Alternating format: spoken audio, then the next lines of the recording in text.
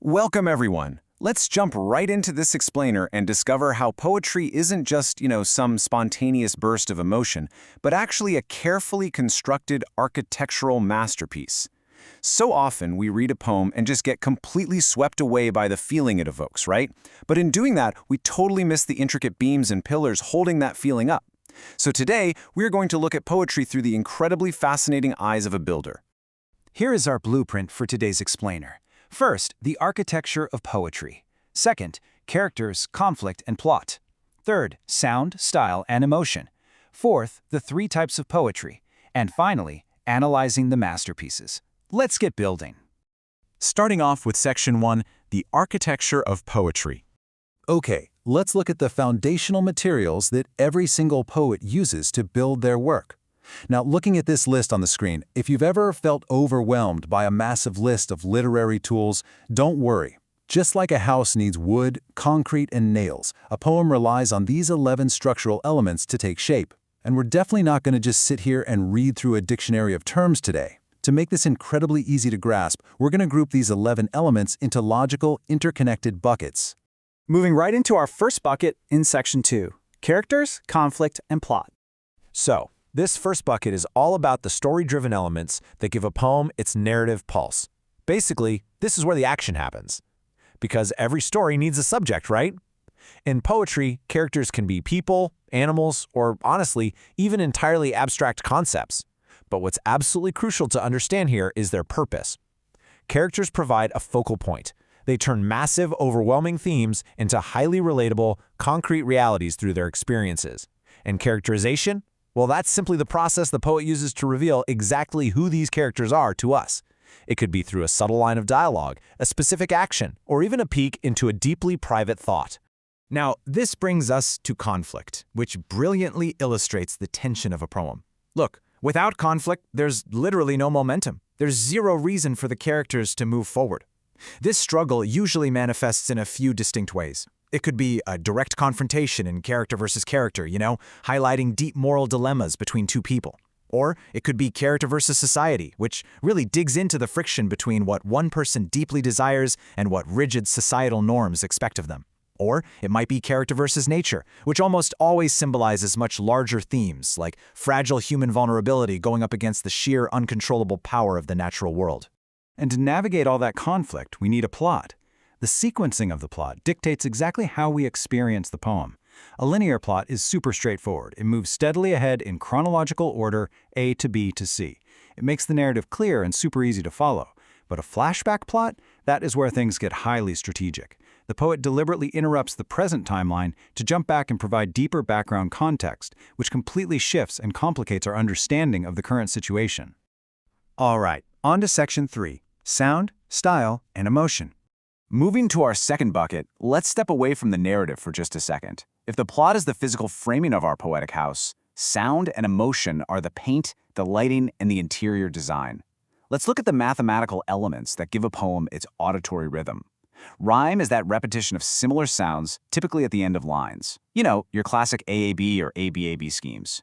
Meter, on the other hand, is the underlying heartbeat. It's the highly structured pattern of stressed and unstressed syllables. Together, they create this brilliant musicality that emphasizes very specific thematic elements.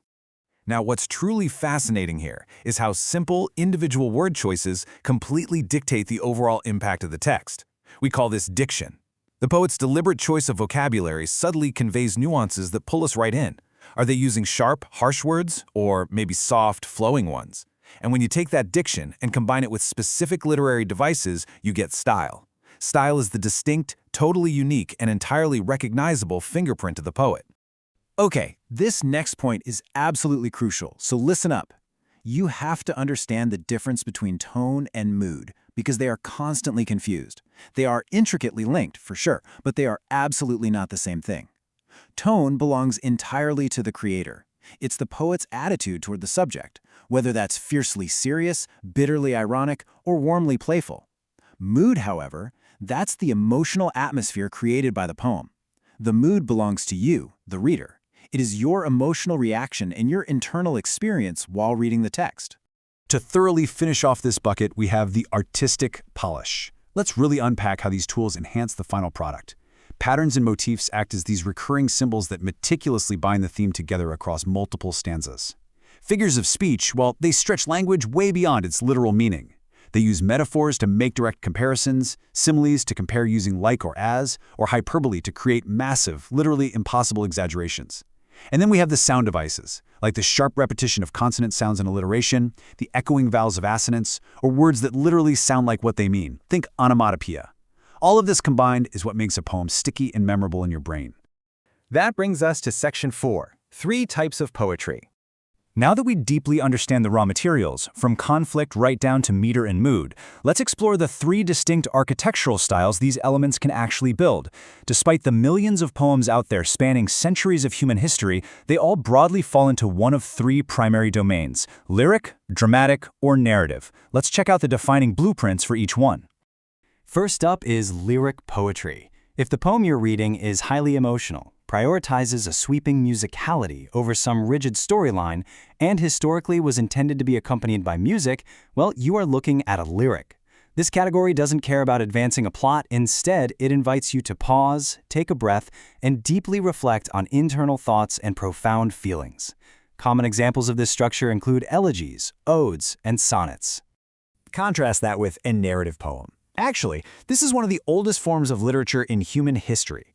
A narrative poem exists primarily to propel you through a highly structured story. The poet is actively taking those aesthetic poetic devices, like form, meter, and rhyme, and mashing them up with hardcore driving storytelling elements. So, if you see a clear plot, a distinctly built setting, and characters actively navigating a sequence of events, no question, it is a narrative poem. And finally, we have dramatic poetry. This structure is totally unique because it's written in verse, but it's explicitly meant to be consumed in a public, communal space. It's meant to be recited aloud or intensely acted out on stage. It relies heavily on dialogue between characters, or maybe long, introspective speeches delivered straight to a live audience. Because of this, the audience actually becomes part of the experience, literally changing the energy and atmosphere of the poem simply by being in the room to witness it. Let's wrap things up with Section 5, analyzing the masterpieces. Okay, let's see how all this builds in practice. We're going to apply our new structural blueprint knowledge to inspect 3 actual texts. Take a listen to these opening lines from Jose Garcia Vila's sonnet I. He writes, "First, a poem must be magical, then musical as a seagull." Notice the immediate, overwhelming focus on aesthetic qualities here, magic and music. Because this beautifully expresses deep personal thought, uses clear similes, and prioritizes a musical rhythm without setting up any kind of chronological story, we can definitively categorize this masterpiece as lyric poetry. Now, let's look at a completely different blueprint. This is the opening stanza of Ballad of a Mother's Heart by José La Tierra. The night was dark, for the moon was young, and the stars were asleep and rare. The clouds were thick, yet youth went out to see his maiden fair. So, stepping back from the text for a second, think about what we just heard. Almost instantly, we are grounded in an environmental setting, right? A dark night with thick clouds. We are introduced to characters, a youth and his maiden fair, and we already have the start of a clear action, the youth going out to see her. So, we have to ask ourselves, does this poem tell a story about a character's journey? Does it firmly establish a setting and a plot?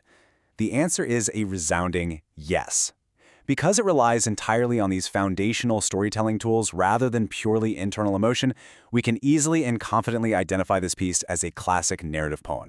Lastly, let's examine this excerpt from Seneca. It passionately describes a highly intense, climactic moment with sweeping stage-like actions. I mean, the earth is literally quaking. The massive rocks are rending in two. Because this incredibly powerful and visceral text is fundamentally designed to be acted out and recited publicly to an enthralled audience, it stands as a perfect example of dramatic poetry. To truly master this architectural approach to reading, you can actually use a checklist table like the one we're showing here to systematically break down the structural elements. Next time you encounter a new text, put on your hard hat and inspect the materials. Ask yourself, is there a conflict? Check the box. Is there a defined meter? Find the proof right there in the text. This effortlessly transforms reading from a passive activity into an active, thoroughly engaging, analytical discovery. Armed with this structural knowledge, you are no longer just a passive observer of emotion. Every single piece of poetry you read from now on will proudly reveal its hidden, magnificent architecture to you. So, I'll leave you with this final thought. Next time you open a book of verse, will you just see a simple collection of words on the page, or will you look deeper and see the masterful blueprint holding the entire experience together? Thanks so much for joining me on this explainer, and keep building your knowledge.